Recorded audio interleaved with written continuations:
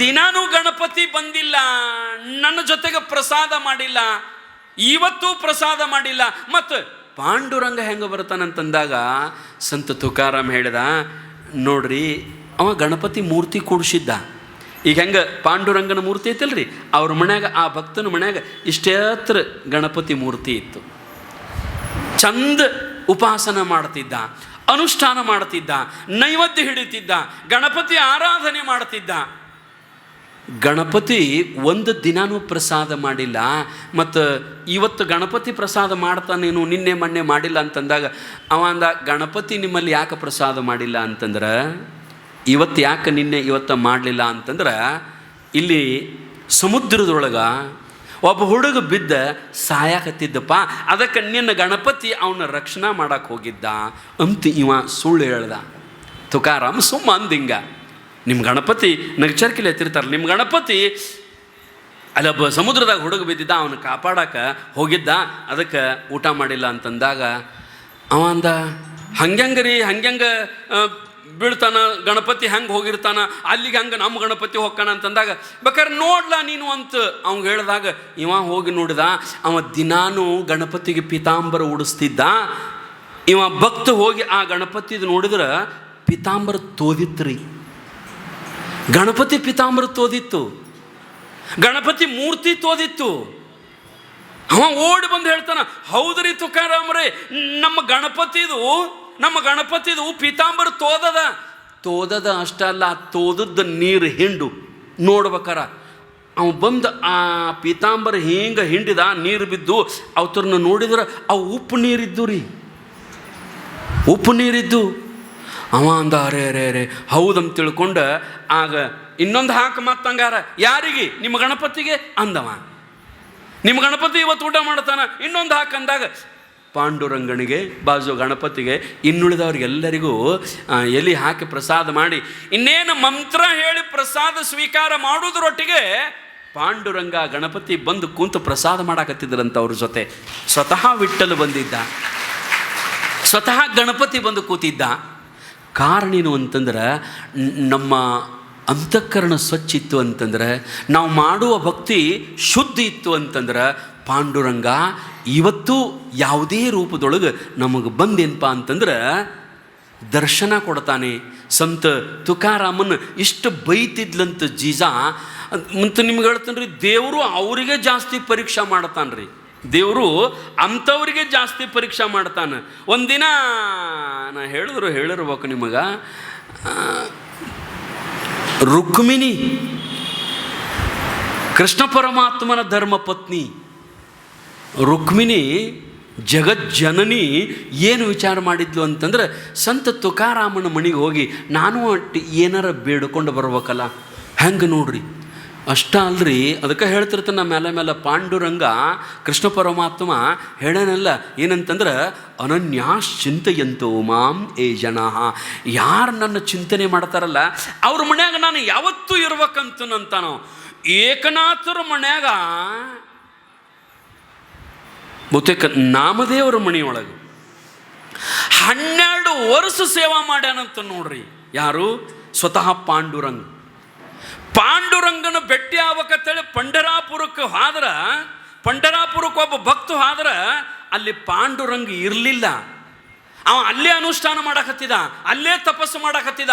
ತಪಸ್ಸು ಮಾಡ್ಕೊಂತನ ನಾನು ಪಾಂಡುರಂಗನನ್ನು ನೋಡೇ ಹೋಗ್ತಾನಂತ ಅಲ್ಲೇ ಕುಂತಾಗ ಆ ಭಕ್ತನ ಕನಸನಾಗ ಬಂದು ಹೇಳದಂತೆ ಸ್ವತಃ ಪಾಂಡುರಂಗ, ಹೇ ಇಲ್ಲಿ ಕುಂಡ್ರಬೇಡೋ, ನಾ ಇಲ್ಲಿ ಇಲ್ಲ ಪಂಢರಾಪುರದಾಗ.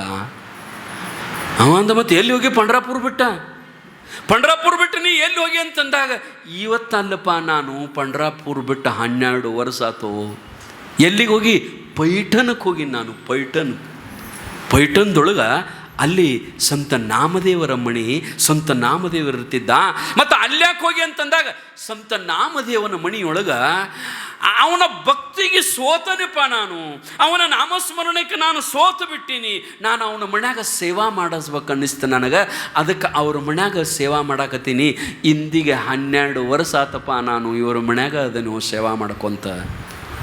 ಮತ್ತು ನಾ ಹೆಂಗೆ ಮಾಡಲಿ ಅಂತಂದಾಗ, ಇಲ್ಲೇ ಬಾ, ಇಲ್ಲೇ ಬಂದು ನನ್ನ ದರ್ಶನ ಮಾಡಿ ಹೋಗು ಅಂತಂದಾಗ, ಮತ್ತು ಅಲ್ಲಿ ನಿನ್ನ ಹೆಸರೇನು, ನಾ ಹೆಂಗೆ ಕುಣ ಹಿಡ್ಬೇಕ ನಿನ್ನ?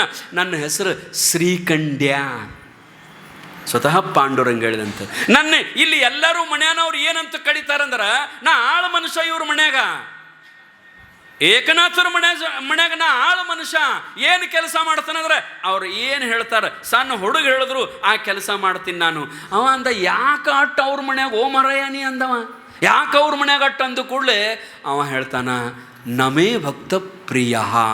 ಪರಮಾತ್ಮ ಹೇಳ್ದಂಗೆ ಭಗವದ್ಗೀತಾದೊಳಗೆ, ನಾ ಯಾರಿಗೆ ಸೋಲ್ತನಂದ್ರೆ, ನನ್ನನ್ನು ಯಾರು ನೆನೆಸ್ತಾರಲ್ಲ ಅವ್ರಿಗೆ ಗೊತ್ತಿಲ್ಲದ ಅವ್ರ ಮನ್ಯಾಗ ನಾ ಕೆಲಸ ಮಾಡ್ತಿರ್ತೀನಪ್ಪ.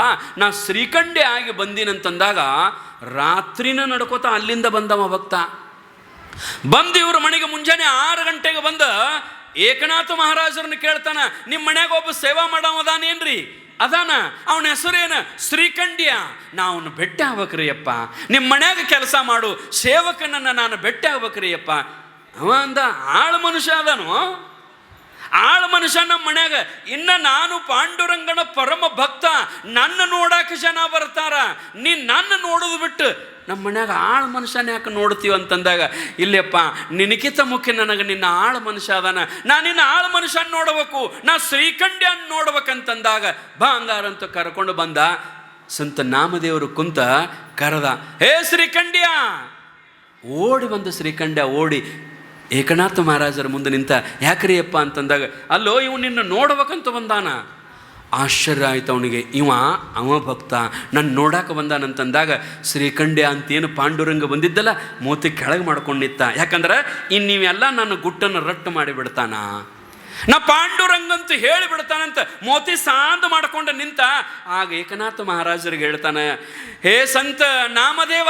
ಸಂತ ನಾಮದೇವರಿಗೆ ಹೇಳ್ತಾನೆ, ನಾಮದೇವರೇ 12 ವರ್ಷ ನಿಮ್ಮ ಮನ್ಯಾಗ ಸೇವಾ ಮಾಡಿದವ ಶ್ರೀಕಂಡ್ಯ ಅಲ್ಲ, ಅವ ಸ್ವತಃ ಪಾಂಡುರಂಗದಾನೋ ಯಪ್ಪ. ನನ್ನ ಕನಸಿನಾಗ ಬಂದು ಹೇಳ್ಯಾನ, ಇಲ್ಲಿಗೆ ಬಂದು ದರ್ಶನ ಮಾಡಂದಾನ. ನಾ ಓಡಿ ಬಂದಿನ ನೋಡಾಕಂತ. ಇವರಿಬ್ಬರು ಮಾತಾಡ್ಬಿಡ್ದ. ಶ್ರೀಕಂಡ್ಯ ಓಡಿ ಅಡಿಗೆ ಮನ್ಯಾಗ ಹೋದ, ಅಡಿಗೆ ಮನ್ಯಾಗಿಂದ ಜಗಲಿ ಮನ್ಯಾಗ ಹೋದ, ಜಗಲಿ ಕೋಲ್ಯಾಗ ಹೋಗಿ ಗಪ್ಪ ಹಾಗೆ ಓಡ್ಯಾಡಿ ಹುಡುಕಾಡ್ತಾನ. ಹೇ ಪಾಂಡುರಂಗ, ಹೇ ಪಾಂಡುರಂಗ, 12 ವರ್ಷ ನಮ್ಮ ಮನ್ಯಾಗ ಬಟ್ಟೆ ತೊಳೆದಲ್ಲೋ ಯಪ್ಪ, ಕಸ ಹೊಡೆದಲ್ಲೋ ಯಪ್ಪ, ಯಾಕೋ ಯಪ್ಪ ಅಂತ ಮಣಿ ತುಂಬ ಅಳ್ಕೋಂತ ಗಂಡ ಹೆಂಡತಿ ಮಕ್ಕಳು ಎಲ್ಲ ಓಡಾಡ್ತಾರ, ಸಿಗಲೇ ಇಲ್ಲ. ಪಾಂಡುರಂಗ ಅಷ್ಟರೊಳಗೆ ಹೋಗಿಬಿಟ್ಟಿದ್ದ. ಅವ ಅಂದ, ಶ್ರೀಕಂಡ್ಯ ಅಂತ ನೀ ಬಂದೆ ಅಲ್ಲೋ ಯಪ್ಪ, ಹೊಳ್ಳಿ ನಾನು ನೋಡೋಕ್ಕಾಗಲಿಲ್ಲ ಅಂತ ಮಣಿಮಂದೆಲ್ಲ ಅಳ್ಕೋಂತ ನಡ್ಕೋಂತ ಪಂಡರಿಪುರಕ್ಕೆ ಹೋದ್ರಂತ. ಎದರ ಸಲುವಾಗಿ ಅಂತಂದ್ರೆ ಪಾಂಡುರಂಗನನ್ನು ಬೇಡಲಿಕ್ಕೆ, ಪಾಂಡುರಂಗನನ್ನು ನೋಡಲಿಕ್ಕೆ. ಯಾಕಂತಂದ್ರೆ ಭಕ್ತರಿಗೆ ಹಿಂಗದನ್ರಿ ಪಾಂಡುರಂಗ. ಅವ್ರ ಮನೆಯೊಳಗೆ ಕೆಲಸ ಮಾಡ್ತಾನ್ರಿ, ಅವ್ರ ಮನೆಯೊಳಗೆ ಕೆಲಸ ಮಾಡ್ತಾನೆ ಸ್ವತಃ ಪಾಂಡುರಂಗ. ಭಕ್ತರಿಗಾಗಿ ಸೋತು ಬಿಡ್ತಾನ. ಆದ್ರೆ ಭಕ್ತರು ಹೆಂಗೆ ಇರ್ಬೇಕು ಅನ್ನೋದನ್ನು ನಾ ಹೇಳಿನಲ್ಲ. ನ ದ್ವೇಷ್ಟಿ ನ ಶೋಚತಿ ನ ಹರ್ಷತಿ.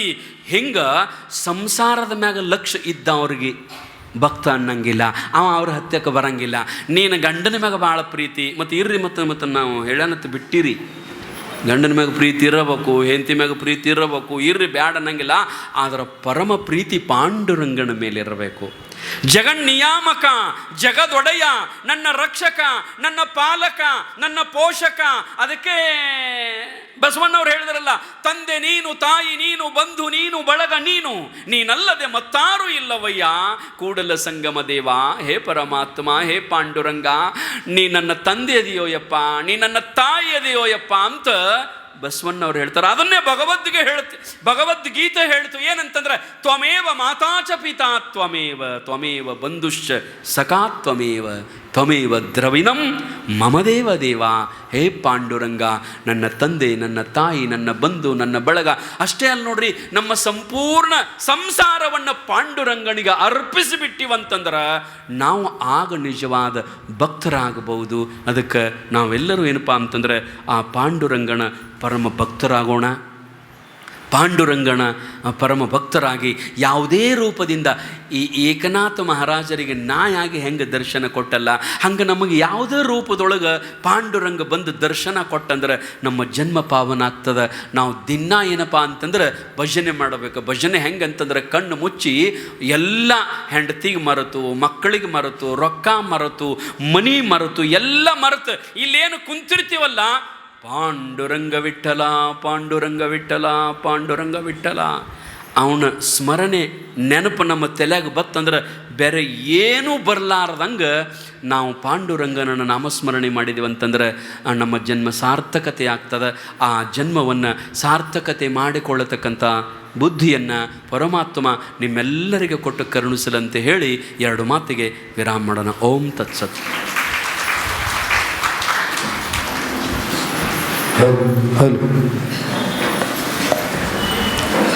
ಎಲ್ಲ ಭಕ್ತಾದಿಗಳಲ್ಲಿ ನಮಸ್ಕರಿಸ್ತಾ, ಇಂದಿನ ಈ ಪ್ರವಚನದ ವೇದಿಕೆಯ ಮೇಲೆ ಸಮಾಜ ಒಂದು 5 ನಿಮಿಷ ಕೊಡಬೇಕು. ದಯವಿಟ್ಟು ಕೊಡಬೇಕು. ಕಾರ್ಯಕ್ರಮಕ್ಕೆ ಸಹಕರಿಸಿರುವ ಹಾಗೂ ಊರಿನ ಎಲ್ಲ ಒಂದಿಷ್ಟು ಹಿರಿಯರಿಗೆ ಸುಮಾರು ಸಮಿತಿ ವತಿಯಿಂದ ಹಾಗೂ ಸನ್ಮಾನಗಳು ನಡೀತಾ ಇದ್ದೇವೆ. ಮೊದಲನೇದಾಗಿ ಶ್ರೀ ಶಾಂತಪ್ಪ ಇಜೇರಿಯವರು